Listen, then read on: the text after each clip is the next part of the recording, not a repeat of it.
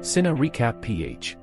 Ang pelikulang ibabahagi ko ngayon ay patungkol sa isang retiradong assassin, na napilitang bumalik sa kung ano siya dati upang iligtas ang babaeng minamahal na dinukot ng dating kaaway.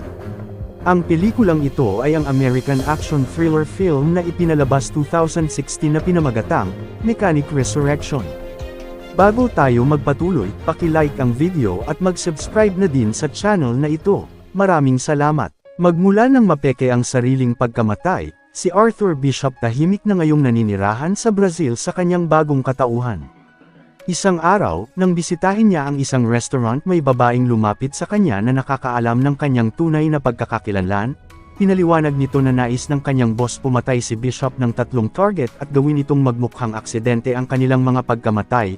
May pagbabanta kay Bishop na pag hindi ito sumunod ay siya ang mamamatay. Pero nagpanggap itong tatawag at kinuhanan ng larawan ang babae sa kapinigilan sa tangka. Umatake rin sa kanya ang mga tauhan sa paligid na nagmamasid at nagawa nitong mapabagsak isa-isa, ngunit marami pa ang paparating kaya tumakas na si Bishop sa pagtalon sa ibaba. Sa kabila nito, hinabol siya ng grupo sakay sa cable car. Napansin nila na naroon ito sa itaas kaya nilabas siya ng babae upang tapusin, pero tumalon si Bishop at sumakay sa napadaang hang glider para tumakas. Pagbalik sa tinutuluyang yate, may mga taong patuloy siyang pinaghahanap. Pinasabog na ito ni Bishop upang burahin ang kanyang bakas at nagtungo sa daungan kung saan mayroon pa itong nakatagong hideout para kumuha ng mga kailangan, at nagpunta sa Thailand sa isang resort ng kanyang kaibigan na si May upang magtago. May mga mahahalagang nakatago na gamit na roon si Bishop na magagamit upang malaman kung sino ang babaeng umatake sa kanya. Nalaman niyang nagtatrabaho ito kay Crane, dating may ugnayan noon kay Bishop. Kinabukasan, may nakitang babae si Bishop na naglalakad sa dalampasigan na nagmula sa nakaangklang bangka sa malapit. Lumapit ito kay May upang humingi ng gamot. Nakita niyang napakarami itong pasa sa braso at inalok ng tulong, pero tinanggihan siya ng babae. Nang gabing yun, narinig ni May na sinasaktan na naman ang babae sa bangka. Tumakbo siya kay Bishop upang humingi ng tulong, ngunit ayaw nitong makialam. Pinaalala niya na dati na siyang tinulungan nito noon at nagbanta na kung ayaw niya siya ang gagawa. Dahil dito napilitan na si Bishop puntahan ang bangka na kasalukuyang sinasaktan ng nagngangalang Frank ang babae. Pinigilan niya ito, ngunit ayaw magpaawat ng lalaki sa mga banta ni Bishop at inatake siya, pero hindi sadyang mapatay niya ito. Sumunod rin si May kaya pinaubayan na niya ang babae upang iligpit ang bangka. Naghanap muna ito ng pagkakakilanlan nila at may natagpuan siyang pasaporte ng babae na nagngangalang Gina, kasama ng nakuhang cellphone, ngunit may larawan ito ni Bishop. Matapos nito, dinala ni Bishop ang bangka sa malayo sa kapinasabog at agarang pinuntahan si Gina upang alamin ang kanyang totoong pakay. Hinala ni Bishop nagtatrabaho rin ito kay Crane kagaya ng naunang umatake sa kanya, ngunit sinubukang manlaban ni Gina. Pero bigo siya kaya inamin na nito ang katotohanan na ipinadala siya ni Crane, pero hindi ito nagtatrabaho sa kanya. Napilitan lang siyang sumunod sa pinapagawa dahil may hawak si Crane na mahalaga sa kanya. Ang kasama niyang si Frank parte sana ng setup upang makuha ang loob ni Bishop, ngunit sinasaktan siya nito kapag nalalasing at isinama na ito ni Crane sa plano para magmukhang totoo. Nagplano si Bishop na gumawa ng setup kay Crane sa pamamagitan ni Gina. Ayaw sana itong pumayag, pero nangako si Bishop na ilalabas niya ito. Lumipas ang mga araw na pagsubaybay, nalaman ni Bishop na dating special military operative si Gina noon sa Afghanistan. Pero iniwan niya ito upang suportahan ang humanitarian sa Cambodia at doon na piniling manirahan. Ngunit isang araw dinukot ang isa sa kanyang staff at ibinalik ng patay sa Gulpi. Nagpadala ng tao si Crane na nagbanta na kung hindi siya susunod sa ipapagawa sa kanya, ganon ang kahihinatnan ang lahat sa kanyang paligid. Hindi nagtagal, may nagpakita ng mga tauhan si Crane sa isla. Isasagawa na ni Bishop ang plano na nauwi sa pagkakamabutihan ng dalawa. Pareho silang nahulog sa isa't isa at humingi ng tawad si Gina sa pinasok na gulo dahil ang mga bata sa Cambodia ang pinakamahalaga sa kanya. Kinabukasan sumalakay sa isla ang mga tao ni Crane. Dinukot si Gina ng mga ito habang dinala si Bishop sa Bangkok upang personal siyang makita ni Crane. Nakipagsundo ito na pumatay siya ng 3 target kapalit ang kalayaan ng girlfriend. Ang una sa listahan ay nagngangalang Krill, isang mass murderer at warlord sa Africa. Nakakulong ito sa isang islang bilangguan sa Malaysia na nagbibigay sa kanya ng proteksyon. Binigyan siya ng tracker device dahil ito lang ang tanging paraan upang mahanap siya ng mga tauhan pag natapos ang pagpatay. Nangako rin si Crane na pag natapos niya ang 3 target ibabalik niya si Gina, na sa ngayon ay dinala sa kanyang yate sa gitna ng karagatan bilang bilanggo. Kalaunan naroon na sa Malaysia si Bishop, nagplano itong mabuti para makapasok sa kulungan sa pamamagitan ng most wanted na tao, bumili rin ito ng mga kailangan sa pagtakas na pinagmumukhang bubblegum at sigarilyo.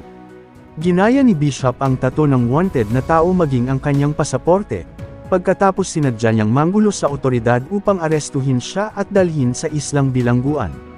Pagdating roon matagumpay na napasok ni Bishop ang dalang kontrabando, kagaya ng usapan kailangan niya itong patayin na magmumukhang aksidente. Napakaraming bodyguard ni Creel na 24 oras na nagbabantay sa kanya, ang dating pinakamagaling ni Creel na assassin naroon din sa bilangguan na ngayon ay walang ibang gusto kundi patayin siya. Habang nagmamasid may nakita siyang bilanggo na may itinatagong patalim, palihim itong kinuha ni Bishop at nang dumating ang araw na balak patayin si Creel ng dating tauhan iniligtas ito ni Bishop upang makuha ang tiwala ng warlord. Bilang kapalit sa pagkakaligtas sa kanyang buhay inanyayahan nito si Bishop ng hapunan, doon na niya isinagawa ang kanyang plano sa pagpatay kay Creel na pinalabas na kainom ng lason, sa kaagarang isinagawa ang pagtakas gamit ang dala niyang pampasabog na gumawa ng butas sa pader at tumalon sa dagat kung saan may barkong nag-aantay kay Bishop. Matapos makumpirma ang pagkamatay nakausap ulit ni Bishop si Gina na nasa maayos lang ang kalagayan, may 2 araw lang na kailangan niyang mapatay ang susunod na target dahil kung hindi ang kasintahan ang mamamatay. Nang papakawala na ni Crane si Gina, nakita niyang suot-suot nito ang relo ni Bishop. Ang relo ay ni minsan hindi pa hinubad ni Bishop na mula sa kanyang ama na ang ibig sabihin handa itong gawin ang lahat para sa kanya. Sumunod nito, pinaplano na ni Bishop ang susunod na target na nagngangalang Adrian Cook, isang bilyonaryo na nagmula sa human trafficking at pagbebenta ng armas. Nagmamay-ari ito ng penthouse sa sentro ng Sydney na bantay sarado ng napakaraming tauhan. Ang naisip na plano ni Bishop ay patayin ang bilyonaryo sa pamamagitan ng pagkakahulog sa swimming pool. Pinag-aralan niya ang pagbasag sa makapal na salamin na ginamit sa pool, at nang magtagumpay doon na niya pinasok, sa pamamagitan ng ginawa niyang daan inakyat nito ang napakataas na gusali hanggang sa marating ang pool at sa eksaktong oras ng pagligaw ng bilyonaryo na basag ni Bishop ang salamin dahilan ng pagkamatay nito. Nang makumpirma ni Crane ang pagkamatay ng target, binigyan niya ulit si Bishop ng pagkakataon na makausap si Gina, pero inilipat nito ang kamera upang malaman ng kasintahan ang kinaroroonan. Nang malaman ni Bishop kung nasaan ito nakadaong, agaran niyang pinuntahan ang lugar ngunit wala na ito roon, pero naniniwala si Bishop na hindi pa ito nakakalayo kaya hinanap nila sa baybayin hanggang sa matagpuan at nagpababa siya sa dagat upang lapitan ang yate.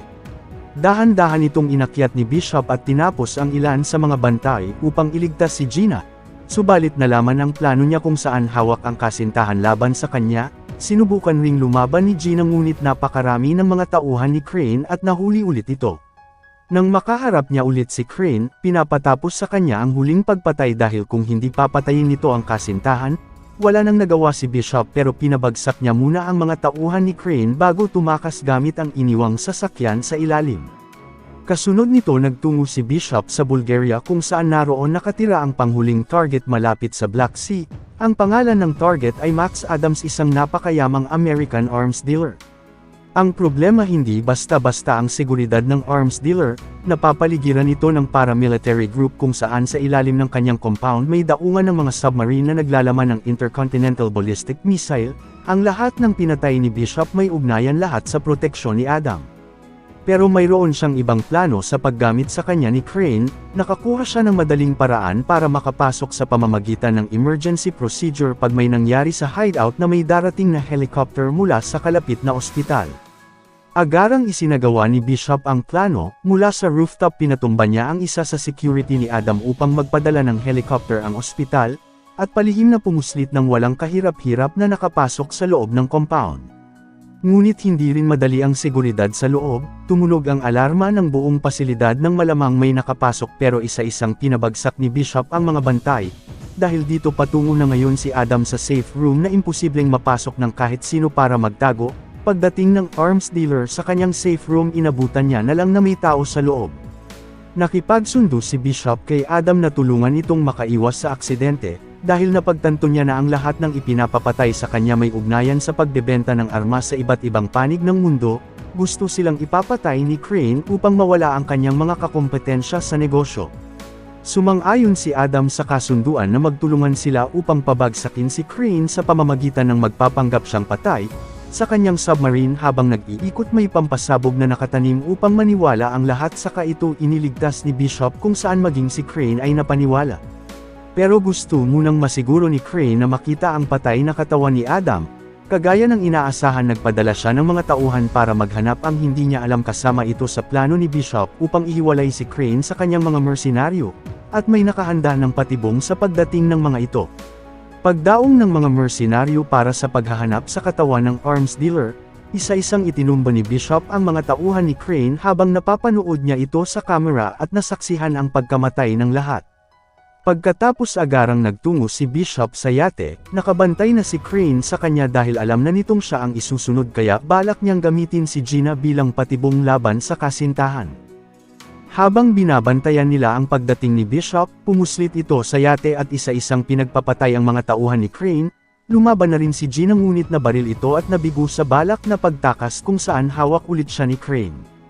Patuloy namang nakaharap ni Bishop ang mga tauhan nito sa matinding labanan, ngunit may binabalak si Crane na pasabugan ang buong yate kasama si Bishop at ang kasintahan sa loob ng 3 minuto.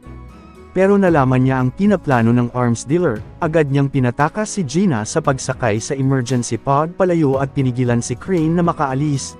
Matinding naglaban ang dalawa habang paubos na ang oras kung saan ginamitan siya ng kadena, pero napigilan ito ni Bishop at itinali sa kanya upang hindi makagalaw.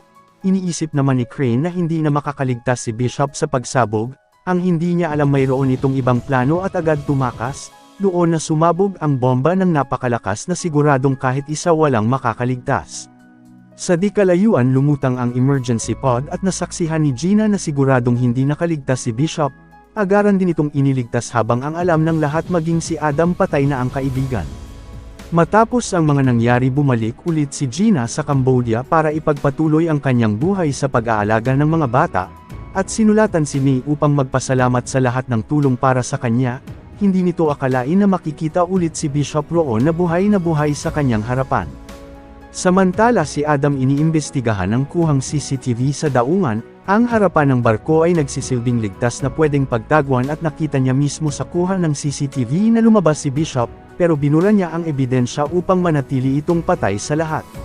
Dito na nagtatapos ang ating kwento. Sana nagustuhan nyo.